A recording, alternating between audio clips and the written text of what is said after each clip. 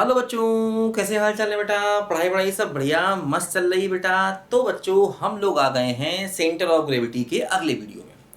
तो बच्चों हम लोग सेंटर ऑफ ग्रेविटी अपने पीजीटी एग्जाम के लिए पढ़ रहे थे। वैसे भी ये और भी बहुत से एग्जामों में आपको फ़ायदा करेगी। तो हालांकि ये मैंने पीजीटी का एक अलग पूरा प्लेलिस्ट बनाया हुआ है। इसमें मैं आपको बहुत से टॉपिक पढ़ा रहा हूँ। अभी आजकल मैं आपको स्टैटिक्स एंड डायनामिक्स पढ़ा रहा हूँ। धीरे धीरे करके ये पीजीटी का जो पूरा वीडियो है, इसका जो पूरा सीरीज़ है, पूरा प्लेलिस्ट है, ये पूरा पीजीटी का सिलेबस को मैं कंप्लीट करूँगा। ठीक है। तो पूरा पीजीटी का क्योंकि इससे पहले भी सीजी के सेंटर ऑफ ग्रेविटी के कई सारे वीडियोस जा चुके हैं, उनको बेटा आप देखिए। उसके पहले मैंने स्टैटिक्स पढ़ाया था, उसके पहले मैंने कॉमन कैटेगरी भी पढ़ाया था इसी प्लेलिस्ट में।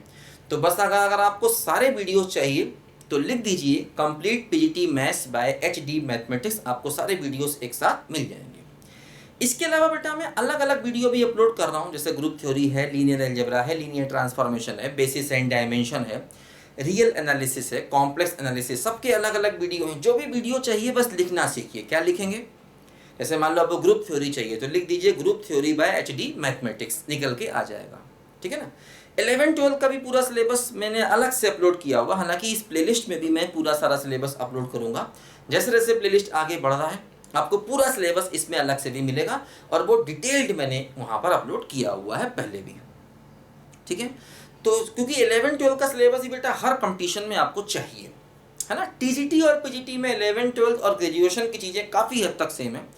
टीजीटी में थोड़ा सा 9-10 का अलग से आता है, वो आप अपने आप पढ़ लीजिएगा। ठीक है, वो तो अपने आप तैयार कर ही लेंगे। ये 11-12 का और ग्रेजुएशन का सारा सिलेबस मैं आपको पढ़ा रहा हूँ।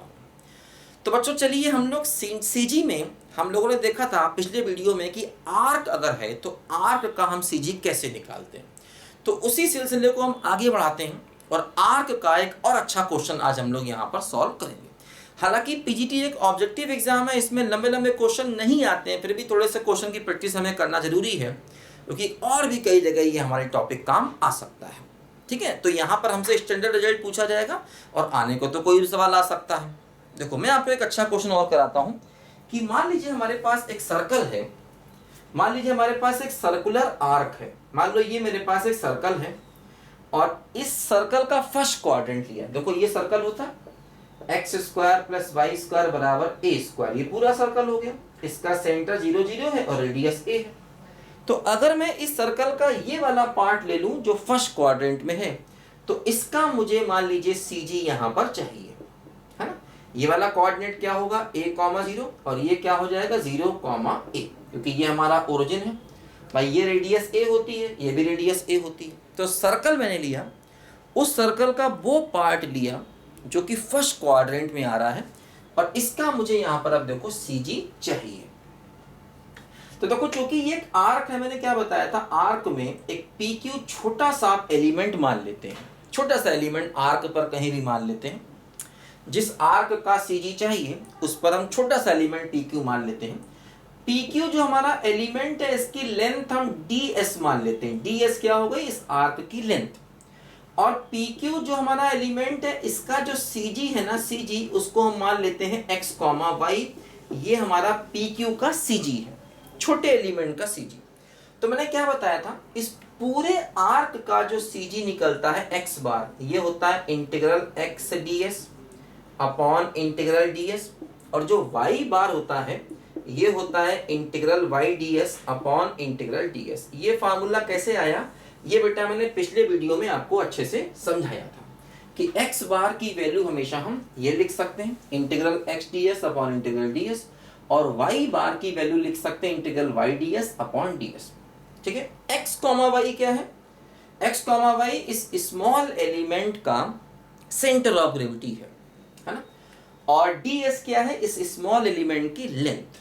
देखो फिर मैंने क्या बताया था कि जैसे मुझे यहां पर ये x बार की वैल्यू चाहिए, तो x बार की वैल्यू निकालने के लिए क्या होगा, देखो इसको थोड़ा सा हम यहां पर चेंज करेंगे। देखो क्या करेंगे बच्चों, ये जो x बार है ये क्या होगा इंटीग्रल x ds है। ds में dx से डिवाइड करेंगे, dx से मल्टीप्लाई करेंगे, नीचे भी देखो dx से डिवाइड करेंगे, dx से मल्टीप्लाई करेंगे। फिर देखो क्या होगा, मैंने बताया था ds बाई dx की वैल्यू होती है √1 प्लस dy बाई dx का होल स्क्वायर। ऐसे होती है। अच्छा, सर्कल का इक्वेशन क्या होता है, X square plus Y square बराबर ए स्क्वायर। डिफरेंशिएट करो तो 2x plus 2y D Y by D X, इसका क्या हो जाएगा 0। तो देखो यहाँ से D Y by D X की वैल्यू क्या हो जाएगी, माइनस एक्स वाई बाई। तो ये वैल्यू देखो यहाँ पर हम रखेंगे D S by D X, तो क्या हो जाएगा under root 1 plus X square plus Y square. तो अंडर रूट क्या हो जाएगा, Y square plus X square upon root के बाहर वाई आएगा। X square plus Y square की वैल्यू कितनी है बोलो, ए स्क्वायर। देखो ये तो X square plus Y square की वैल्यू पुट कर देंगे ए स्क्वायर, तो ये क्या बचेगा, ए बाई वाई बचेगा, है ना। D S upon D S की जो वैल्यू है देखो बच्चों यहाँ पर ये ए वाई वाई आ गई। तो देखो ये हो गया एक्स बार बराबर इंटीग्रल एक्स, और ये हो गया ए बाई वाई और डी एक्स, और नीचे भी क्या हो गया देखो ये हो गया ए बाई वाई और डी एक्स। देखो ध्यान दो बच्चों, चूंकि यहां पर हमें इंटीग्रेशन x के रिस्पेक्ट में करना है और टर्म y का आ गया तो y की वैल्यू रखनी पड़ेगी, है ना। इंटीग्रेशन x के रिस्पेक्ट में करना, टर्म आ गया y का, तो देखो y की वैल्यू यहां से रखोगे क्या, under root A square minus X square. ये हम y की वैल्यू यहां पर रखेंगे। देखो a बाहर आके यहां भी a बाहर आके कैंसिल हो जाएगा, तो x बार क्या होगा, इंटीग्रल x अपॉन y, और y की देखो वैल्यू ये हो गई, ठीक है ना। a यहां से कॉमन आएगा, a यहां से बाहर आके कैंसिल हो जाएगा, और नीचे भी देखो 1 अपॉन वाई बचा, तो y की वैल्यू हो गई under root A square minus X square D X. देखो अब लिमिट भी रखनी होगी, लिमिट क्या है x, x देखो यहां से यहां जब हम जाएंगे तो इस पॉइंट पर x की वैल्यू 0 है और इस पॉइंट पर x की वैल्यू a है, तो 0 से लेकर के a तक, 0 से लेकर के a तक जब हम यहां से यहां जाएंगे तो x की वैल्यू क्या हो जाएगी बोलो, इस पॉइंट पर x 0 है और इस पॉइंट पर x की वैल्यू क्या है बच्चों, a। तो ये देखो यहां पर बेटा हमें मिला, अब हमें इसको इंटीग्रेट करना है और x बार की वैल्यू को निकालना है। इजी है काफी, निकाल लेंगे देखो, और सिमिलरली इसको भी करना होगा, ठीक है। ये याद रखो कि D S by D x क्या आया है, D S by D x आया है ए बाई वाई आया है, ठीक है। देखो अब इसको थोड़ा इंटीग्रेट किया जाए, इंटीग्रेशन में तो हम लोग परफेक्ट हैं ही, इंटीग्रेशन करना तो हमारे बाएं हाथ का खेल, बोलो है कि नहीं बताओ। देखो जैसे ये इंटीग्रेशन कैसे होगा, integral 0 to a 1 upon under root A square minus X square. ये कैसे होगा, standard formula sine inverse X by A, तो क्या हो गया बोलो, ये हो गया sine inverse X by A और 0 से a तक। पहले x की जगह a रखोगे तो साइन इनवर्स 1 और minus sine inverse 0। Sine inverse 1 कितना हो गया, पाई बाई 2 माइनस 0, तो इसकी वैल्यू क्या आ गई, पाई बाई 2 आ गई, है ना। इसकी वैल्यू क्या आ गई, पाई बाई 2 आ गई। अच्छा अब देखो ये जो इंटीग्रेशन है ऊपर 0 to a x upon under root A square minus X square D S, इसे कैसे करेंगे, देखो इसका तरीका क्या है, इसको t मानो, ए स्क्वायर माइनस एक्स स्क्वायर बराबर t, तो क्या होगा माइनस 2x बराबर D T by D X. तो x dx क्या हुआ, ये हुआ माइनस डी टी बाई 2, ठीक है ना। देखो अब लिमिट भी चेंज करनी होगी, x की वैल्यू 0 तो t क्या हो जाएगा, a स्क्वायर, है ना। x की वैल्यू 0 रखोगे तो t क्या हो जाएगा, a स्क्वायर। x को a रखोगे तो t क्या हो जाएगा 0, और ये x dx देखो ये हो जाएगा 1 अपॉन अंडर रूट t, और x dx क्या हो गया, माइनस डी टी बाई 2 हो गया। देखो माइनस 1 बाई 2 बाहर ले लो तो इंटीग्रल t की पावर माइनस हाफ और dt। अब देखो क्या हुआ, माइनस, अच्छा लिमिट क्या है, a स्क्वायर से 0 तो माइनस 1 बाई 2, अब इंटीग्रेट करोगे तो t की power half upon half, a square से 0, हाफ हाफ कैंसिल हो जाएगा, t की जगह रखोगे पहले आप 0 तो 0, फिर रखोगे a स्क्वायर तो a, तो ये वैल्यू खाली a आ जाएगी बस, है ना। तो न्यूमरेटर की वैल्यू खाली a आ गई और नीचे क्या है बोलो, पाई बाई 2, तो आंसर क्या आ गया 2a बाई पाई। ये देखो यहां से हमें x बार मतलब cg का x कोऑर्डिनेट मिल गया, क्या बोलो 2ay पाई। सी जी का एक्स कोऑर्डिनेट क्या मिल गया 2ay पाई। ठीक है ना। एक्चुअली देखो ये सिमेट्रिक है, तो अगर ये सिमेट्रिक है तो y कोऑर्डिनेट भी आप इसका डायरेक्ट यही लिख सकते हैं, वो भी यही आएगा, क्योंकि ये ग्राफ जो है ना फर्स्ट क्वाड्रेंट में देखो सिमेट्रिक है। नहीं तो आप निकाल लीजिए इस फार्मूले से, है ना भाई। देखो इसमें क्या होगा, बिल्कुल वैसे ही करना होगा। देखो करते हैं, देखो इजी है काफी।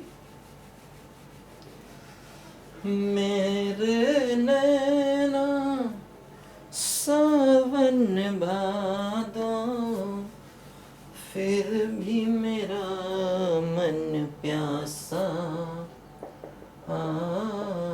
इसमें देखो क्या करेंगे, ds अपॉन dy से मल्टीप्लाई और dy से डिवाइड। नीचे भी देखो यही काम करेंगे, क्या dy से डिवाइड और dy से मल्टीप्लाई। ठीक है ना। देखो ध्यान दो, ds बाई dy की वैल्यू हमें निकालनी होगी बिल्कुल सेम मेथड से। क्या होगा देखो, ds बाई dy क्या होगा, under root 1 plus dx upon dy का whole square. dx upon dy इसका उल्टा होगा, है ना, क्योंकि dy बाई dx ये था, तो dx अपॉन dy क्या होगा, y अपॉन a हो जाएगा। नो, गलत हो गया कुछ। dy बाई dx क्या था, dy by dx x upon y था। dy बाई dx जो हम लोगों ने निकाला था पिछले वाले केस में, समझे बच्चों, dy बाई dx क्या निकाला था हम लोगों ने, माइनस एक्स अपॉन वाई। हाँ, माइनस एक्स अपॉन वाई निकाला था। और यहां पर हमें चाहिए है क्या बोलो, ds अपॉन dy। यहां पर चाहिए क्या है, dx अपॉन dy। तो dx अपॉन dy इसका उल्टा हो जाएगा, dx अपॉन dy क्या हो जाएगा, माइनस का y अपॉन x हो जाएगा। समझे ना, ये हम लोगों ने निकाला था डिफरेंशिएशन करके। सर्कल की इक्वेशन जो थी ना, X square plus Y square बराबर ए स्क्वायर को किया था डिफरेंशिएट, तो dy dx आ गया था। तो dy dx आ गया था तो dx अपॉन dy भी आ जाएगा इसी मेथड से। बात समझे ना, बोलो। तो ये वैल्यू यहां रखेंगे तो क्या हो जाएगा बोलो, Y square upon X square हो जाएगा।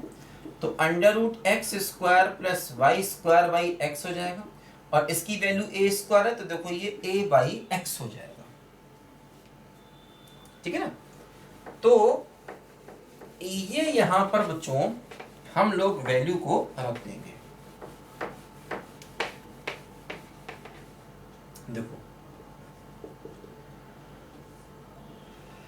ds अपॉन dy क्या हो गया, a by X into D Y, और नीचे क्या हो गया, a by X into D Y. बिल्कुल वैसे ही करना है। अब देखो यहाँ पर y के रेस्पेक्ट में लिमिट लेनी है, तो यहां से यहां आ रहे हैं, इस पॉइंट पर y की वैल्यू a है और इस पॉइंट पर y की वैल्यू 0 है, तो a से लेकर 0 और यहां भी a से लेकर 0, है ना। a कॉमन ले कट जाएगा। अब देखो यहां पर जो वैल्यू रखेंगे, चूंकि इंटीग्रेशन y के रेस्पेक्ट में है, तो x की वैल्यू को रखेंगे, है ना। a यहां से बाहर आए, कैंसिल हो जाएगा। x की वैल्यू यहां पर क्या होगी, ये होगी under root of a square minus Y square. भाई देखो ये है ना, X square plus Y square बराबर a स्क्वायर है, तो x की वैल्यू रखेंगे क्योंकि हमें इंटीग्रेशन y के रेस्पेक्ट में करना है, तो सब कुछ y में लाना है ना। तो x की वैल्यू y में जाएगी।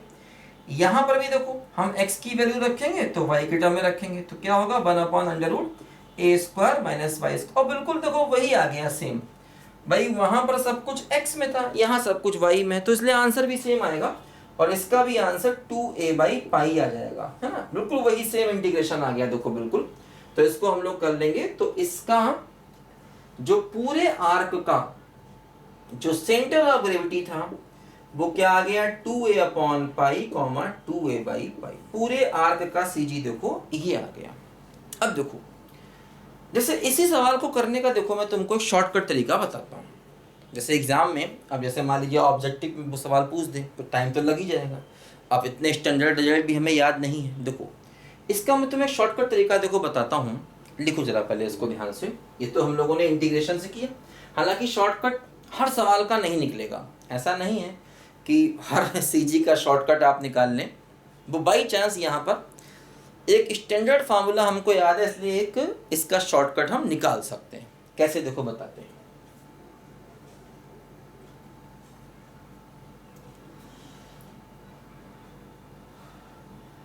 गाड़ी बुला रही है, सीटी बजा रही है, चलना ही जिंदगी है, चलती ही जा रही है, गाड़ी बुला रही है, सीटी बजा रही है,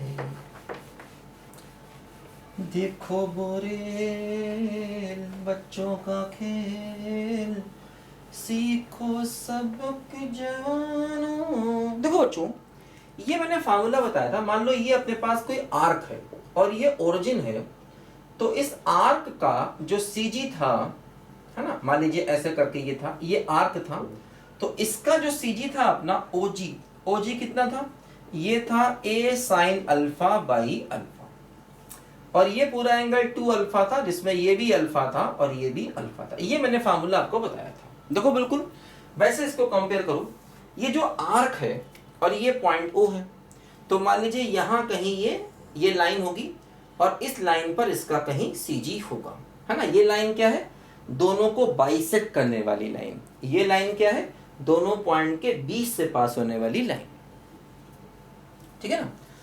तो देखो मान लो ये जो अपना ओजी, अब देखो यहाँ पर जो एंगल बन रहा था सेंटर पे वो 2 अल्फा था, और यहाँ पर ये आर्क एंगल यहाँ बना रहा है, ये 90 है, तो इसका मतलब 2 अल्फा की वैल्यू 90 हो गई, तो अल्फा कितना हो गया, 45 हो गया, क्योंकि यहाँ पर आर्क जो सेंटर पर एंगल बना रहा है वो कितना बना रहा है, 90, तो 2 अल्फा की वैल्यू 90 हो गई। अब यहां से अगर मैं ओजी, देखो इसी को लिखेंगे पाई बाई 4, मैंने बताया था इसमें अल्फा हमेशा जो है वो रेडियन में होता है, तो ओजी कितना हो गया, ओजी हो गया ए साइन पाई बाई 4 मतलब 1/√2, ठीक है, और अल्फा की वैल्यू पाई बाई 4, तो 4/पाई। ये देखो यहां से ओ से जी तक की डिस्टेंस हो गई 4a/पाई√2, है ना, ये इसकी वैल्यू हो गई। अच्छा अब देखो हमें चूंकि जी का कोऑर्डिनेट चाहिए, तो मतलब एक्स कोऑर्डिनेट वाई कोऑर्डिनेट चाहिए। जैसे कि मान लो ये पॉइंट पी है, ये एंगल 45 होगा, क्योंकि ये पूरा 90 तो 45 होगा, तो ओपी कितना हो गया, ओपी हो गया ओजी कॉस 45, तो ओजी ये है क्या, 4a/पाई√2, और ये क्या हो जाएगा 1/√2, है ना। तो देखो ये यहां से कैंसिल हो जाएगा, तो क्या हो जाएगा 2a/पाई √2 हो जाएगा। तो देखो इसका ये जो x कोऑर्डिनेट था, सेंटर ऑफ ग्रेविटी का जो x कोऑर्डिनेट था वो ओपी था, तो देखो 2a/पाई आ गया, वही देखो आया था, हमने निकाला था फार्मूले से। और जो y कोऑर्डिनेट होगा वो gp होगा, तो gp क्या होगा, ये होगा og sin 45, og कितना है, ये है 4a/पाई√2, sin 45 क्या हो गया 1/√2, ये 2 हो जाएगा, तो देखो ये 2a/पाई, देखो ये इसका y कोऑर्डिनेट हो गया। तो जो हमारा सेंटर ऑफ ग्रेविटी है, ये देखो उसका x कोऑर्डिनेट आ गया और ये उसका y कोऑर्डिनेट आ गया, जो कि हम लोगों ने इंटीग्रेशन से भी निकाला था। तो इस क्वेश्चन को हम बड़े शॉर्टकट तरीके से इस फार्मूले से कर सकते हैं। इसीलिए बोल लो कि देखो इस टाइप के क्वेश्चन कई बार ऑब्जेक्टिव में पूछ देते हैं, क्योंकि इसका शॉर्टकट निकल आया, क्योंकि ये फार्मूला हमको मालूम है और ये तो बहुत इंपॉर्टेंट फार्मूला है, इसको आपको याद रखना पड़ेगा, ठीक है बच्चों। तो ये हम लोगों ने आर्क के 1-2 क्वेश्चन किए, अभी हम लोग एरिया के भी 1-2 क्वेश्चन करेंगे, जिससे हर टाइप के क्वेश्चन की प्रैक्टिस रहे। हो सकता है एग्जाम में ना आए, लेकिन बहुत सी चीज़ें बेटा इंटरेस्ट के लिए और नॉलेज के लिए भी पढ़नी पड़ती हैं, क्योंकि और एग्जाम में आ भी सकता है, ये कोई गारंटी तो है नहीं कि ये एग्जाम में नहीं आएगा, और कई हो सकता है दूसरे भी कोई आप एग्जाम दे रहे हो वहाँ भी काम आ जाए। तो थोड़ा सा 1-2 क्लास में इसको हम और अभी पढ़ लेते हैं, जिससे कि एरिया के केस में सीजी कैसे निकाला जाए, ठीक है। उसको हालांकि वॉल्यूम के केस में भी सीजी को निकालना होता है, लेकिन वो क्वेश्चन बहुत लंबे जाते हैं, फिर उसमें मल्टीपल इंटीग्रल जाता है, तो वहाँ तक खैर हम लोग नहीं जाएंगे। एरिया के कुछ हम लोग अच्छे क्वेश्चंस कर लेंगे, ठीक है बच्चों। तो टेंशन नहीं पालना, सब कुछ होगा समझ के होगा और पढ़ करके होगा, ठीक है बच्चों, तो इस वीडियो में बेटा इतना ही, मिलते हैं अगले वीडियो में, तब तक के लिए बाय बाय।